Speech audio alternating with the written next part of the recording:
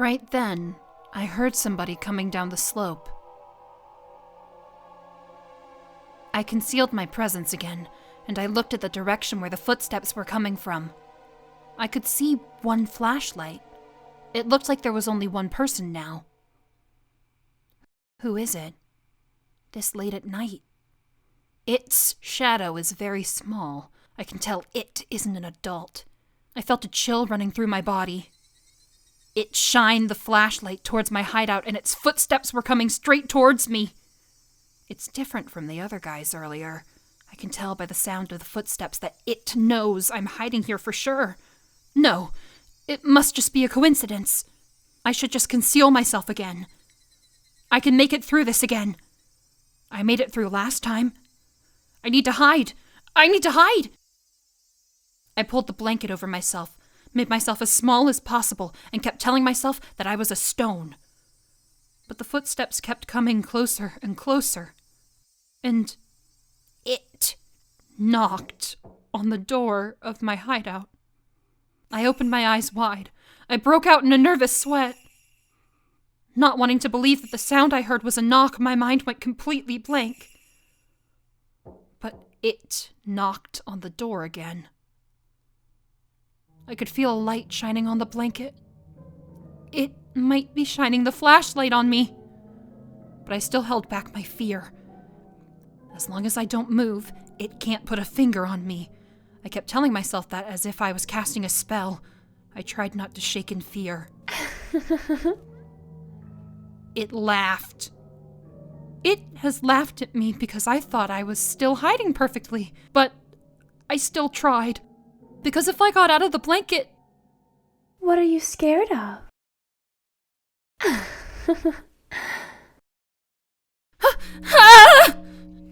I threw off the blanket and saw the owner of the voice. It is Rika-chan. Now, why is she here? Why did she come here to see me? I don't understand why she came all the way here alone this late at night. I realized all of a sudden. She looks just like Rika-chan, on the outside. But she's not her. It is just copying her appearance. It came to Mio-san, to me, and to Rika-chan. I decided to talk aggressively on purpose in order to work up courage before my fear crushed me down. Is that you, Rika-chan?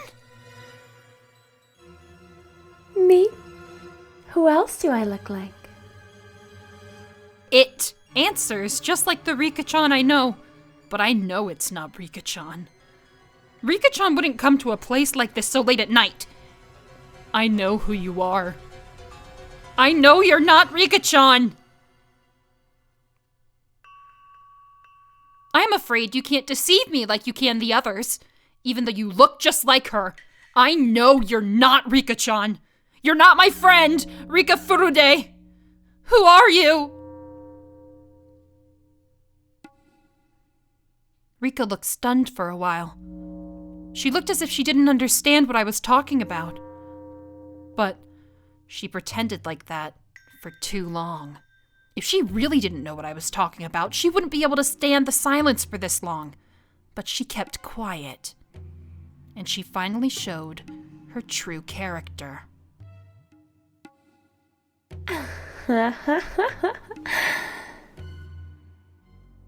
It laughed. It laughed at me because I figured out something that was almost impossible to figure out. That it was not Rika. Who are you? It didn't answer my question. It kept laughing for a while.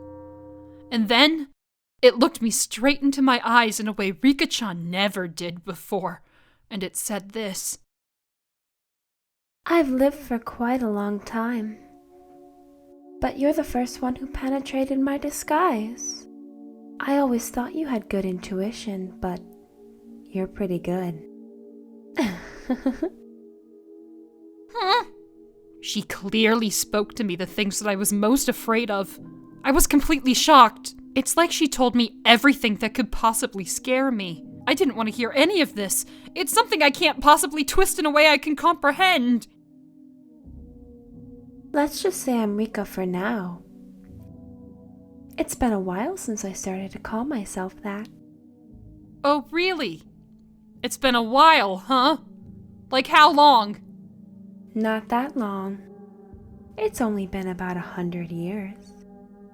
What? What? What are you talking about? I'm contradicting myself. I know the person who's standing in front of me isn't Rika, but at the same time I deny its existence. As long as humans hold this kind of emotion, they can never accept unknown existences. In other words, we can never accept them.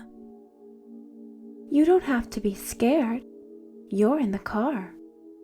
I'm outside of it. It's not easy for either of us to do something to the other. I think this is a perfect distance between us. No matter how long I've lived, Rika Furude is still just a little kid. You're still stronger than me. I should be more careful than you because you could snap and jump on me anytime. I realized that this creepy thing that looks just like Rika was only here to talk to me. I felt my tension fade away a little bit. But still, I don't know what she wants to talk to me about at a place like this so late at night. I'm like a fish on a cutting board. There's nothing I can do other than to wait and see what's going to happen. I waited for it to make a move for a while, and then it opened its mouth again. You're afraid of something, am I right? It uses sarcasm. Rika-chan's cute face looked uglier than ever when it smiled. I held back my fear and tried to reply firmly. Yes, thanks to you. So, what are you afraid of? You should know that better than anybody else! It told me earlier that we were safe from each other because one was in the car and the other was standing outside, but it's obvious that I'm the one who is being driven into a corner. While I'm talking to it, I could be surrounded by its minions. I got scared and tried to listen to the sounds of my surroundings carefully. Don't be scared. I came here to help you.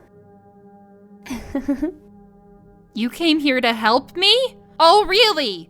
I wonder how you're going to do that. You're just sick at the moment. You need medicine, that's all. Would you be interested if I told you I brought it along? Medicine? It put its hand in its pocket and took out a small case. It opened the case and showed me what was inside. What was in there made me gasp in surprise. A syringe? It's not normal for a person to carry around a syringe. I have no idea what's going on. But what Rika-chan is holding in her hands is a syringe. There's no way I can twist that fact around. That's right. The contents of this syringe are going to help you get better. It'll help me get better? Ha! I know what it is! It's the drug that killed Tomitake-san! It's the parasite at its full strength! It'll give me the maggot disease! This is a different drug from the one that was used on Tomitake. I promise. It giggled. It isn't the giggling that scares me. I'm scared that it admitted the cause of Tomitake-san's death so easily. And it also admitted the direct cause of the maggot disease that Tomitake-san died from. I know you're going to kill me in the same way he died, and that the Rena and Gogoro is going to replace me. Problem solved, right? I'm not going to let you give me the shot. Well, I knew you would say that. This syringe looks very suspicious, of course. You're smarter than I thought. So what now? Are you going to gang up on me and give me the shot like you did to Tomitake-san? Tomitake-san's autopsy report said that he had bruises on his body that proved he was fighting against several people right before he died. That means they must have ganged up on him to give him the shot against his own will. I'd like to give you the injection by force, but it never really works. So I gave up on doing that. I decided to let you choose to take it yourself. Are you kidding me? I don't want to take that creepy shot! I thought about it many times. I thought about how I could make you take the injection. I can't force you to take it. I can't make you agree to take it either. Then it leaves me only one choice. I have to let you choose to take it. You should know my answer already! I'm not going to walk into such an obvious trap! Well, that's what I thought you'd say. I didn't expect you to choose to take it anyway. It heaved a sigh, made a gesture as if it is mocking me, and smiled bitterly. It looked as if it was saying that I'm a lower animal that can't understand it's being given a chance for salvation. I kind of want to say I'll take the shot on a dare, but I know that's exactly what it is intending to do. Go back to your home and tell your friends that you failed to give me the shot. I'm not going to let you beat me. I'm going to fight till the end. And I'm going to seize the 1% chance of winning, and I'm going to destroy all of you. I see. Then you should try to do that. This world is going to end soon anyway. End soon? It has nothing to do with you. A frog sitting in a well doesn't need to have any interest in the world outside, does it? At this stage of the game, it said something very dubious. I tried hard to understand what this horrifying creature was trying to say. What are you going to do to me? Nothing. Do whatever you want. What? It's almost too easy. As far as I know, do whatever you want means ignorance or release when your enemy says it to you. At the very least, it isn't a bad thing. Or does it have another meaning? In that way, I overinterpreted the meaning of the sentence. But then, it said it again. Do whatever you want. I'm not interested in this Rena Ryuugu anymore. I'm going to try to get along with the next Rena Ryuugu. I have to pray that the next Rena Ryuugu doesn't have such good intuition. I was scared of it. Like I'd be scared of a judge handing down a death sentence. I used to try really hard to fix things every time a little problem occurred, but I got tired of it. I'm not interested in this Hinamizawa anymore. I'm going to find the next Hinamizawa. But you only have this one. So, I hope you live as best you can. It was telling me scary things one after the other. This was obviously a warning of Hinamizawa's destruction. It means the climax is coming soon. They have already prepared another Rena.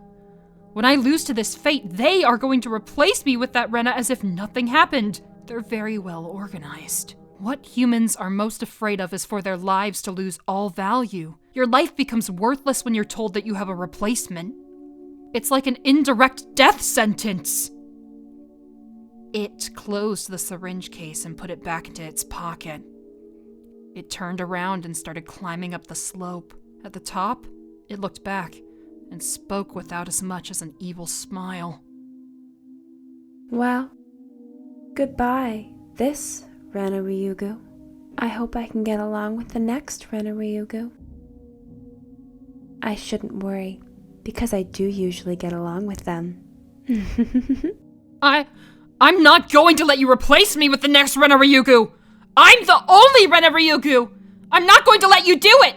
Never, ever! I wondered if my scream was reaching it. It looked at me coldly. It looked at me as if I was just an image of the past on a TV screen. It's fun to have a conversation like this once in a while, huh?